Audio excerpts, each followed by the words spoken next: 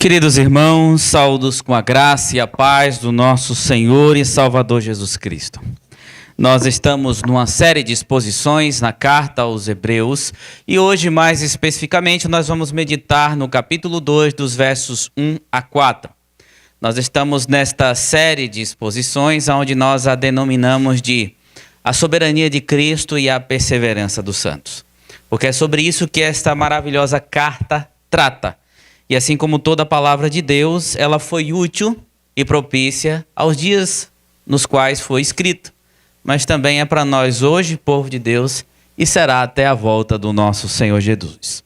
Hebreus capítulo 2, dos versos 1 a 4, diz o seguinte: Por esta razão, importa que nos apeguemos com mais firmeza às verdades ouvidas, para que delas jamais nos desviamos. Porque se a palavra falada por meio de anjos se tornou firme, e toda transgressão ou desobediência recebeu justo castigo, como escaparemos nós se não levarmos a sério tão grande salvação? Esta tem sido anunciada inicialmente pelo Senhor, depois nos foi confirmada pelos que a ouviram.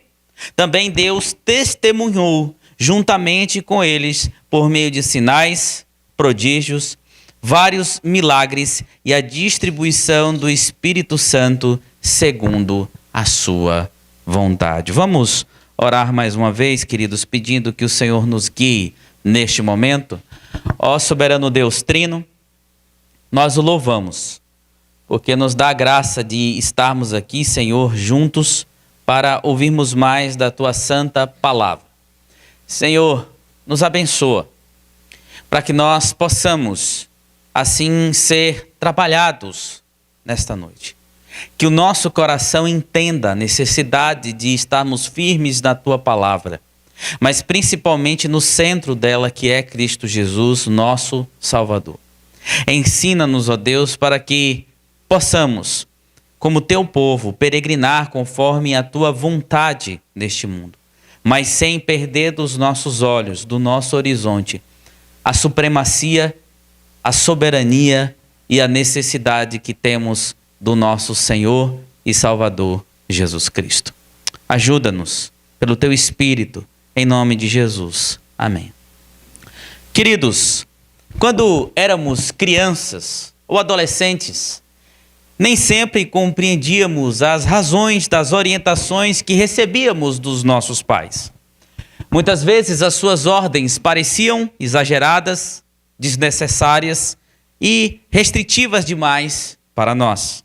Por isso, raramente escolhíamos seguir aquilo que os nossos pais achavam melhor para nós. E buscávamos assim, então, muitas vezes, seguir nossos próprios desejos, ignorando conselhos, desprezando advertências, e muitas vezes nós insistimos em fazer aquilo que nós mesmos julgávamos ser o melhor para a nossa vida, no nosso contexto. Contudo, meus irmãos, a experiência de vida nos ensinou que boa parte dos problemas que nós enfrentávamos também nascia justamente de momentos de negligenciarmos as orientações que recebíamos daqueles que eram os mais sábios. Diga-se de passagem, até hoje é assim. Nós sofremos, nós erramos, porque muitas vezes não sabemos ouvir, guardar no coração e seguir a vontade principalmente de Deus. E buscamos muitas vezes seguir o que achamos melhor para nós, de acordo com o nosso coração. E, meus queridos, esta realidade da vida cotidiana ilustra, ainda que um pouco distante, imperfeitamente, as advertências encontradas em Hebreus, especificamente aqui nesse texto. Por quê? Porque assim como a desobediência à palavra dos pais frequentemente trazia consequências dolorosas, rejeitar ou negligenciar a palavra de Deus, revelada por meio do seu Filho Jesus Cristo, sim, traz consequências incomparavelmente mais sérias. Rejeitar a palavra de Deus, vinda, expressa através do Filho, tem sim as suas consequências. E saibam, se alguém persistir em rejeitar essa palavra, certamente sofrerá as consequências. É isso que esse texto está ensinando. Mas antes de nós entendê-lo completamente, nós vamos compreender também o contexto em que ele está inserido. Meus irmãos, a carta aos Hebreus foi escrita a cristãos que viviam dias de intensa pressão no seu tempo. Por causa de sua fé em Cristo Jesus, eles estavam experimentando perseguições, desprezos, perdas materiais e sofrimentos diversos, como nós podemos ver no capítulo 10 e também no capítulo 12 de Hebreus. E diante desse cenário, alguns começavam a vacilar na fé e a considerar a possibilidade de retornar ao antigo sistema religioso judaico. Lembre-se que na pregação passada nós mostramos que a religião judaica naquele tempo era conhecida como religião lícita. Por quê? Porque era apoiada pelo governo romano. Cedia, assim, a veneração ao governo romano, obediência em certos aspectos ao governo romano, e era por isso considerado uma religião lícita, como era nos tempos de Jesus Cristo também. Então, retornar às práticas judaicas significava viver em paz. Lá eles encontrariam maior segurança e menor oposição. Lembre-se também que a carta é escrita a homens e mulheres que tinham o conhecimento do judaísmo. Muitos deles provavelmente eram hebreus de puro sangue ou descendentes de hebreus. E assim nós temos então esse contexto. E é nele, queridos, que o autor desenvolve então uma série de solenes advertências ao longo dessa epístola. Repetida várias vezes, ele vai alertar seus leitores sobre o perigo da incredulidade, da negligência espiritual e do gradual afastamento de Deus e da sua verdade. Entretanto, queridos, antes de advertir, o autor estabelece o fundamento de toda a sua argumentação. E qual é? Cristo é superior à antiga religião, às antigas práticas do judaísmo. Por quê? Porque tudo se cumpre nele. O problema também daqueles irmãos não era meramente a perseguição que enfrentavam, mas também uma compreensão insuficiente da grandeza daquele a quem professavam seguir: Jesus Cristo, a palavra fidedigna, revelada, o Verbo de Deus que se revelou ao mundo. Aos que eram tentados a retroceder, era necessário recordar que Deus não apenas havia falado no passado por meio de Moisés e dos profetas, mas agora havia falado de forma plena, final e definitiva por meio do seu Filho. Por isso, a primeira advertência da carta, meus irmãos, surge como uma consequência inevitável dessa verdade.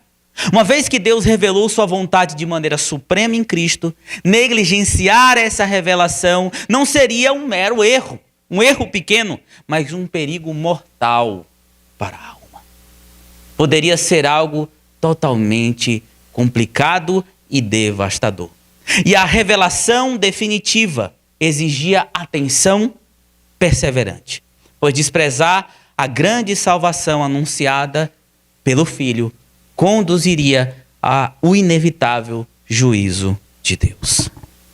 E é justamente, queridos, sobre esta verdade, essa temática que nós acabamos de falar, que nós iremos meditar nesta noite, e é o que ensina esse texto de Hebreus 2, de 1 a 4. Os perigos de negligenciar a revelação definitiva de Deus em Cristo. Um tema um pouco extenso, mas que capta a verdade. Os perigos de negligenciar a revelação definitiva de Deus em Cristo. E qual é o primeiro perigo aqui? É o risco de se afastar da verdade. O risco de afastar-se da verdade. Veja comigo novamente o verso de número 1. Por esta razão, importa que nos apeguemos com mais firmeza às verdades ouvidas, para que delas jamais nos desviemos. Meus irmãos, no capítulo 1, o autor demonstra que Jesus é superior aos anjos. Ele é o Filho por meio de quem Deus fala definitivamente. Aquele que, após realizar a purificação dos pecados, assentou-se à majestade nas alturas, à direita de Deus Pai. Por sua obra perfeita, Cristo ocupa uma posição infinitivamente mais elevada do que os anjos, que são apenas servos de Deus. Então o autor passa do estado de Cristo, de quem Cristo é, para a situação dos cristãos. É por isso então que o autor inicia aqui Hebreus no capítulo 2, concluindo absolutamente aquilo que é necessário para os crentes. Prestar atenção na mensagem que era central para a vida deles. Vejam que o verso de número 1 começa, meus amigos, com uma ligação muito clara, por esta razão. No texto grego nós temos uma chamada conjunção lógico-conectiva de propósito, que seria melhor traduzido como por isso, né? E nós temos aqui também esse pronome demonstrativo, por isto, por esta questão. É por isso que a tua Bíblia NAA traduz assim, por esta razão. Ou seja, por tudo que foi dito antes, porque Cristo é, pela grandeza dele, pelo lugar que ele está. Então, por essa razão, ele vai então aqui também conectar diretamente essa superioridade de Cristo acima dos anjos. Por que dos anjos? Porque nós vimos que para eles, os anjos eram mensageiros da lei do Senhor. Vamos falar um pouco mais sobre isso à frente. E por causa dos anjos serem mensageiros da lei do Senhor, eles estimavam assim a lei, acima até do próprio Cristo, quando queriam retroceder às antigas práticas do judaísmo. Então, os anjos aqui citados é como se eles fossem a representação da lei de Moisés, do Antigo Testamento apenas, né? Então, por isso que diz que Jesus é superior aos anjos. Então, por esta razão, a superioridade de Cristo importa que nos apeguemos com mais firmeza às verdades ouvidas. Literalmente, mais abundante, devemos nos atentar às coisas que estão sendo ouvidas. Vocês estão ouvindo, e o que é que eles estavam ouvindo? O Evangelho. As boas novas em Cristo, que Jesus é o Filho de Deus, é o nosso Salvador, morreu na cruz pelos nossos pecados, mas ressuscitou ao terceiro dia para nos dar uma nova vida. Jesus é o único caminho, Jesus é a única verdade, Jesus é a vida, é o plano perfeito de Deus para nos salvar, e fora dele não há salvação. Jesus é o centro de tudo, como nós cantamos aqui. Então, os cristãos deveriam se apegar, dar ouvidos a tudo o que foi dito. E, meus irmãos, a advertência era necessária, porque, como nós falamos aqui, eles haviam se tornado, em certa maneira, negligentes em suas preocupações espirituais, dedicando mais atenção às coisas do passado e às coisas deste mundo, correndo assim o perigo de se desviar daquilo que foi anunciado pelo Filho. Agora, precisamos compreender uma coisa, meus irmãos. Só ouvirão, considerarão, se apegarão firmemente às verdades reveladas em Cristo, aqueles que tiverem um coração preparado para isso. Lembrem-se, por exemplo, da parábola do semeador, Lucas capítulo 8. Eis que o semeador saiu a semear, e Jesus vai mostrar as situações que acontecem aonde as sementes caem. Depois ele explica a parábola aos seus discípulos, mas ele vai deixar claro que a semente ela vai crescer, frutificar, apenas no coração que é uma boa terra, que está preparada para ouvir e guardar as coisas do Filho de Deus. Isso não significa que todos que são membros da igreja tenham um coração de fato preparado para isso. Muitos estão no meio da igreja que não têm um coração preparado. Muitos ouvirão a palavra aí fora e não têm um coração preparado. Mas aqueles que tiverem um coração preparado pela graça do Senhor, a semente da verdade em Cristo vai cair lá e vai frutificar. A ponto de Cristo sempre ser o tudo, o fruto, o alimento, aquilo que é necessário para o nosso dia a dia. Mas aqueles irmãos estavam tentados a retroceder, a tirar Cristo do horizonte dos seus olhares. Mas como resultado de sua negligência espiritual, como diz o autor aos Hebreus, na continuidade do verso de número 1, eles estavam correndo um sério perigo de se desviar da verdade em Cristo. A expressão desviar-se aqui, no grego, é um termo náutico. E retrata a imagem de um navio que se solta de suas amarras ou de sua âncora e, levado pela correnteza, afasta-se gradualmente do porto seguro até naufragar nas rochas. Então, uma outra possível tradução é: para que jamais sejamos levados à deriva, para longe. Vocês se lembram do Titanic? E para quem não sabe ainda, o Titanic não foi só uma invenção cinematográfica. De fato, o navio existiu e o naufrágio aconteceu. E hoje o que se sabe é que o naufrágio aconteceu por uma sucessão de erros. Velocidade demais, negligências náuticas, falta de iluminação e muitas outras coisas. E acabou se afastando para lugares perigosos, até que chocou com um iceberg. E aí o que é que aconteceu? Afundou, naufragou. E isso ilustra mais ou menos o que está sendo dito aqui. Deixar de olhar para Cristo Jesus é se afastar e correr o risco de naufragar também. Correr o risco de se desviar, de ir para distante.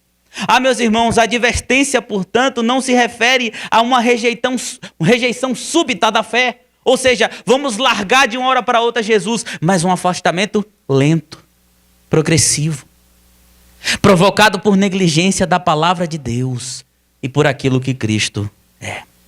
Existe um termo grego conhecido como assédia. Não está neste texto aqui, mas vocês vão entender por que eu estou falando desse termo. Que significa literalmente indiferença, letargia, exaustão e apatia.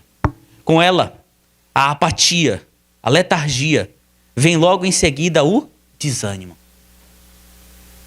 E juntamente com o desânimo, o desdém pelas coisas do Espírito. E depois do desdém pelas coisas do Espírito, o que é que vai acontecer? Dúvida, angústias, sentimentos de inadequação, falta de disciplina espiritual diante de Deus, fragilidade e falta de propósito. Como isso acontece, meus irmãos, na vida de muitos que estão dentro da igreja. E é a partir então de tudo isso que passa-se a perder o senso de segurança em Cristo, em sua palavra e o porto seguro que Ele é. Então veja, é algo gradual. Assim como o autor aos Hebreus está mostrando aqui também, nós só nos afastamos do porto seguro que é Cristo quando deixamos de contemplá-lo como Ele é. Quem de fato Ele é, a revelação que Ele é, a grandeza que Ele é, e esse é o problema. Meus irmãos, quando nos afastamos de Cristo, sempre nos aproximamos de algo que vai nos afundar. Guarde isso. Quando você se afasta de Cristo, o natural é você se aproximar de algo que vai afundar você. Assim como aconteceu com o Titanic. O que vai ser ídolos do coração, fama, dinheiro, poder, pecados voltados para a área da imoralidade, aquilo que você consome, não importa. O que importa é, saiba, isso sempre vai te levar ao naufrágio. E o que o autor está dizendo aqui era para eles não retornarem às antigas práticas, aquilo que era pregresso, passado, porque isso poderia levá-los também a naufragar. Aos que estavam tentando retroceder, faltava compreender que seguir a Cristo não era apenas a razão de seus sofrimentos, mas também o propósito supremo que tornava esses sofrimentos dignos de serem suportados. E quantas vezes, meus irmãos, nós somos assim? Temos inimigos.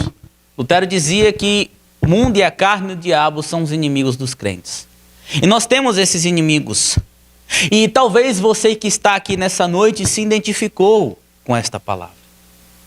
Frieza espiritual, distanciamento, falta de vontade de ler a Bíblia, falta de vida de oração, dentre muitas coisas. Por que isso acontece? Porque estamos deixando de contemplar de forma firme e nos apegar a Cristo Jesus. Porque estamos deixando de olhar para o centro, de amar o centro, de viver para o centro que é Cristo Jesus. A questão não é a perseguição, a questão não é o seu coração que é pecaminoso, nós somos miseráveis pecadores, nós falhamos contra Deus todo dia, ou até mesmo o próprio diabo, ser poderosíssimo que está aí. Se o seu coração está ancorado com Cristo, não importa o tamanho da onda, você permanecerá firme. Porque Cristo é a rocha. Mas se você tirar os olhos de Cristo, sua casa estará construída sobre a areia. Mas há um outro perigo de negligenciar a revelação de Deus, que é Cristo, o Filho, o centro. É que essa negligência torna o juízo inevitável. O juízo de Deus inevitável. Veja novamente a partir do verso de número 2. Porque se a palavra falada por meio de anjos se tornou firme e toda transgressão ou desobediência recebeu justo castigo, como escaparemos nós se não levarmos a sério tão grande salvação? Os versículos de 2 a 4 dão suporte, deixando claro por que essa exortação deveria ser levada a sério. Em Hebreus 2:2, o autor recorda que a lei dada no Sinai possuía a autoridade divina. E, seguindo uma tradição judaica amplamente conhecida, ele apoiava a tese que essa mensagem foi transmitida por meio de anjos. Nós falamos isso no sermão passado também. Entendia-se que os anjos tinham dado a lei no Sinai também, como mensageiros do Senhor. A gente vê uma tradução assim muito parecida em Deuteronômio 33:2, na versão da Septuaginta, que é uma tradução grega da Bíblia hebraica. Mas no Novo Testamento, essa tradição estava claro, por exemplo, para o servo de Cristo. Estevão disse lá em Atos 7:53 que a lei foi dada por anjos. Paulo, em Gálatas 3:19, também reforça a mesma coisa. Sim, a palavra de Deus veio. A revelação era clara. Por ser a própria palavra de Deus, a lei era firme, válida, obrigatória, de modo que toda transgressão e desobediência recebia a justa retribuição estabelecida por Deus, demonstrando que Deus governa moralmente o universo e que sua palavra nunca é pronunciada em vão. A certeza da punição revelada, ao mesmo tempo, meus irmãos, traz a seriedade do pecado e a perfeita justiça divina. O Senhor é justo, a sua palavra é verdadeira e a transgressão tem sim as suas consequências. E a desobediência à lei não era meramente a quebra de um mandamento, mas um ato de rebelião contra o próprio Deus. Por isso, meus irmãos, aqueles que desprezavam a revelação recebida não escapavam do juízo divino. A história de Israel demonstra, meus irmãos, claramente que Deus levava a sério quem violava a sua palavra. O que nós aprendemos aqui, por exemplo, no livro de Levítico? Os dois caminhos. Os dois comportamentos de vida. Se vocês me obedecerem, eu vou abençoar vocês. Mas se vocês me desobedecerem, o que é que vai acontecer? O gado vai parar de reproduzir, a terra vai parar de produzir, vocês serão vencidos pelos inimigos de vocês e depois cativeiro. E o que aconteceu, meus irmãos? Na história de Israel, Deus cumpriu a sua palavra. Ele era compassivo, ele não fazia em cima do rastro do pecado do povo. O povo merecia, mas ele não fazia. Mas tudo que ele disse aconteceu. Israel foi tomada por inimigos. Meus irmãos, depois que Israel foi tomada pelo governo, o governo romano, e os outros governos anteriores, Israel só veio ser uma nação livre depois da Segunda Guerra Mundial. Por quê? Porque transgredia a lei do Senhor. Impressionante um negócio desse, né? A palavra de Deus vigente. Porque o pecado diante de um Deus santo nunca será trivial. Por exemplo, se você comete um erro contra os seus pais, ou responsáveis contra vocês, as crianças estão aqui, os adolescentes, vocês falam assim, vixe, vai vir repreensão da parte dos meus pais. Vai vir castigo, sem videogame, sem certas brincadeiras, aquele presente não vem mais, dentre outras coisas. Se você adulto comete um erro no trabalho, você espera a repreensão do seu chefe. Vai vir coisa por aí. Quem sabe até uma demissão. Mas quando a gente fala de Deus, meus irmãos, nós temos a mania pecaminosa de achar que o Senhor não vai retaliar uma vida de pecado. Nós temos a mania de achar que o Senhor não será justo. Porque para aqueles que são ímpios, condenação. Mas para aqueles que são filhos, disciplina e repreensão. Ela vai vir.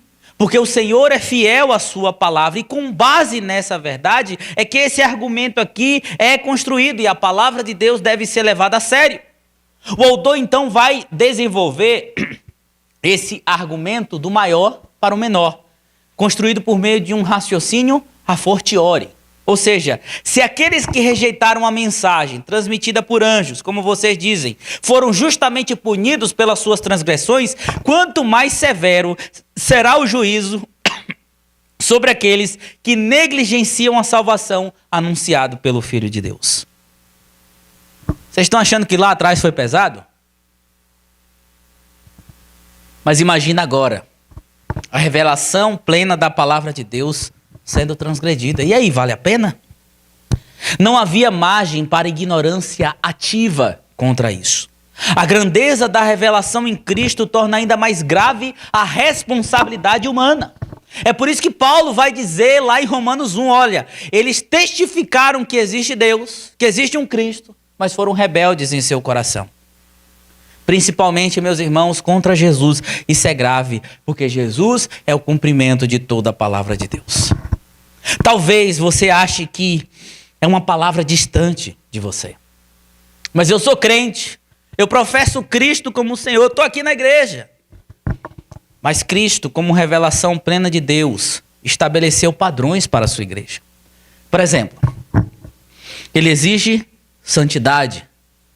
Mas você vê poucos hoje dizendo assim, eu quero ser mais santo. É muito fácil dizerem, quero ser mais um na multidão. Até mesmo passar desapercebido, mas santo, você não vê quase ninguém falando. A centralidade em Cristo não é mais algo que toma, nos arrebata, vem ao nosso ser. A gente põe tudo como centralidade na nossa vida. Trabalho, família, mas Cristo. Serviços constantes de evangelização são negligenciados. Deixa que o pastor e o presbítero evangelizem. E se esquecem que pregar o evangelho é para todo crente. Não é para pastor e presbítero e diácono. Não. As orações comunitárias, para quê? Está frio. Terça-feira eu chego cansado do trabalho. Para que eu vou para a igreja orar com os meus irmãos? Não é necessário. Mas Jesus diz que a sua igreja deve orar conjuntamente. Perseveravam juntos na comunhão, na oração. Aliás, falando disso, serve também para o serviço na igreja do Senhor, para a comunhão com o povo do Senhor. Cristo deu essas diretrizes e a sua palavra, quem Ele é, está constituída nisso. Mas talvez você tenha abandonado tudo isso, não para praticar o judaísmo antigo, mas para venerar a religião egoísta que você criou no seu próprio coração. Individualista, letárgica, preguiçosa, desobediente, aonde você é o próprio Deus dela. Aonde o seu conforto é o próprio Deus da sua religião. E aí, meus irmãos, infelizmente, a palavra que nós lemos no capítulo de número 95, no Salmo de número 95, que tem aqui também no livro de Hebreus, esse texto é repetido, meus irmãos. Será que essas palavras, esse é um povo que gosta de se desviar, não está também se referindo a nós? Será que essas palavras não podem ser aplicadas a nós? Porque, como vimos muitas vezes, estamos nos desviando, infelizmente, da presença do Senhor. De quem Cristo é, do que Ele tem, do que Ele ordenou para nós. E o que é que vai acontecer, meus irmãos? Punição.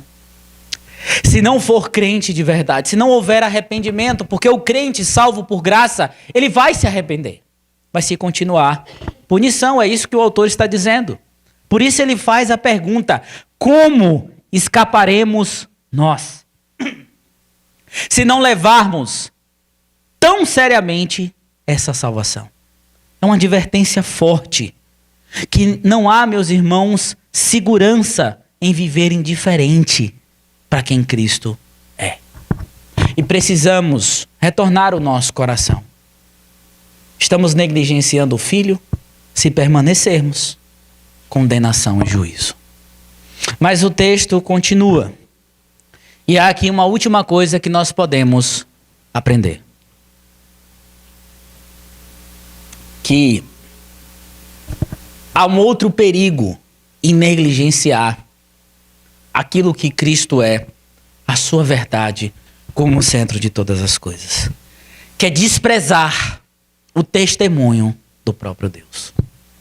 É desprezar a verdade do próprio Senhor. A partir da segunda parte do verso 3 está escrito: esta tendo sido anunciada inicialmente pelo Senhor, depois nos foi confirmada pelos que ouviram. A grandeza, meus irmãos, da salvação mencionada em Hebreus 2:3 é demonstrada pela sua origem.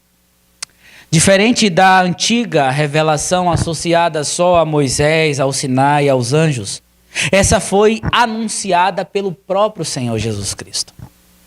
Veja que Jesus é dito aqui e estabelecido e referido como Senhor.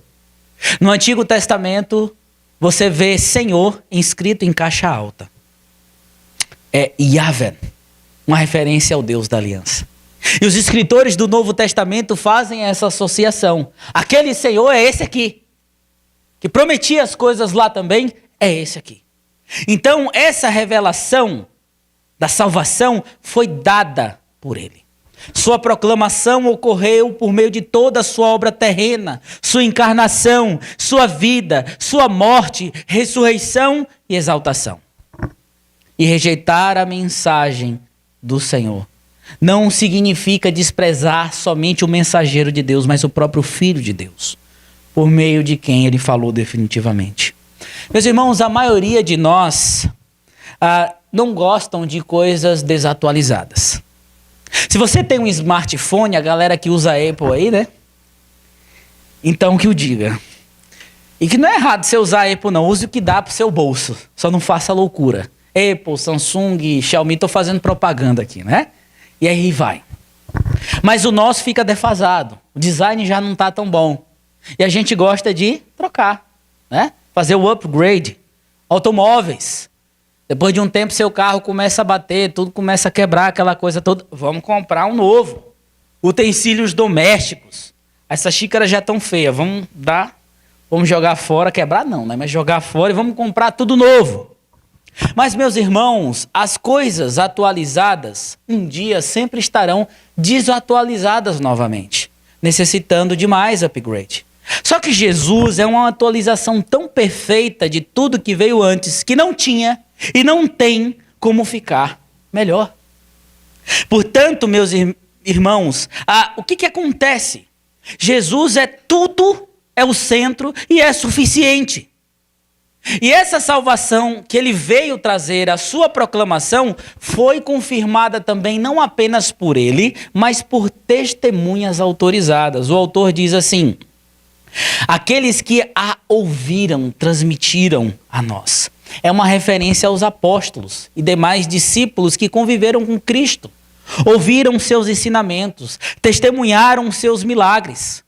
E o que acontece? Você só conhece bem uma pessoa quando você convive com ela. Você só pode dizer quem ela é quando você convive. Uma coisa muito comum e errada é termos impressões de alguém antes de convivermos com essa pessoa.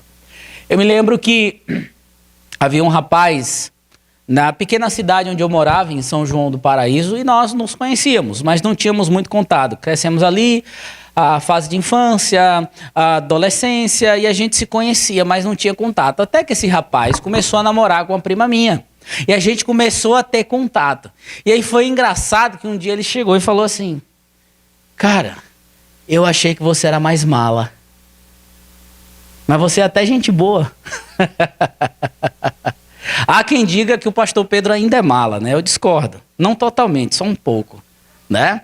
Mala, para quem não sabe, meus irmãos, é tipo assim, convencido, se acha demais, né? Uma linguagem baiana, né? Meio playboy, essas coisas todas, né? Mas na convivência ele viu que, apesar de ter minhas falhas, eu não era tão mal quanto ele achava. O que isso significa, meus irmãos? Que você só sabe quem é uma pessoa quando você convive. E os apóstolos conviveram com Cristo Jesus. E eles que foram testemunhas oculares disseram, ele é pleno. É a revelação de tudo. Nós falamos que Hebreus 1 é similar, por exemplo, a João capítulo 1. E quando nós vemos João falando, o que é que ele testifica? Que Jesus era o Verbo, Criador de todas as coisas, ele era Deus. E tudo foi feito por intermédio dele, e sem ele nada do que foi feito se fez. E meus irmãos, na convivência e na revelação do Espírito, os apóstolos testificaram isso e morreram por isso. Deram a vida por essa verdade. 10, 20, 30, 40 anos depois, eles continuavam morrendo. Por quê? Porque viram e testificaram quem Cristo era. Dessa forma, a mensagem do Evangelho não é especulativa. Todas as outras religiões são meramente especulativas. Mas a mensagem do Evangelho é legal, é verdadeira. Mas no testemunho daqueles que presenciaram, Jesus é verdadeiramente Deus. E esses homens também confirmaram, não apenas ao mundo, mas aos que estavam próximo deles e que escreveram também as Sagradas Escrituras. O autor aos Hebreus diz o seguinte, pelo Senhor depois nos foi confirmada pelos que ouviram. Não se sabe quem escreveu a carta aos Hebreus, mas o autor se inclui aqui nos que fazem parte de uma segunda geração que teve contato com os apóstolos. Então, vamos lembrar aqui de João Marcos, por exemplo, que teve contato, Lucas também, mas tem dois que são cotados como possíveis escritores desta carta, como Barnabé ou Apolo. A gente não sabe quem foi que escreveu, mas o autor está dizendo que esse testemunho chegou a nós também. Além disso, o próprio Deus confirmou a veracidade dessa revelação por meio de sinais, capítulo 4, prodígios e milagres e dons do Espírito Santo de Deus. Tudo isso testificava que o poder de Deus, o reino de Deus, estava rompendo sobre aquilo que o pecado criou. Doenças, Jesus curava. Morte, Jesus ressuscitava. Aflições diversas, Jesus chegava lá e resolvia. O povo estava com fome, ele dizia, eu sou o pão da vida, mas me dá aí 5 pães e 2 peixes. Toma aí para vocês, ó. De maneira que dá para vocês se fartarem. Mas não apenas Jesus, os apóstolos deram continuidade, prodígios, milagres, poder do Espírito Santo, não para se vangloriarem, como muitos que se dizem líderes de igreja estão fazendo aí, mas para que Cristo fosse reconhecido como todo-poderoso. Os milagres manifestavam essa distribuição do Espírito e testemunhavam Cristo. Portanto, meus irmãos, o Evangelho possui uma confirmação tríplice.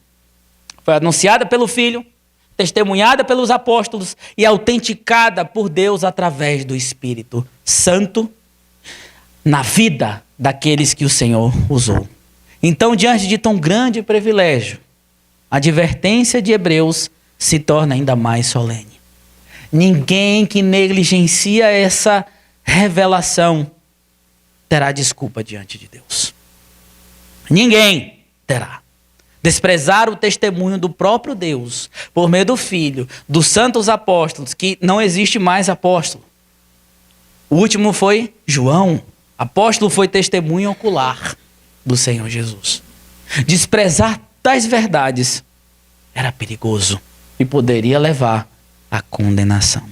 Algumas aplicações finais, meus irmãos, diante do que nós ouvimos.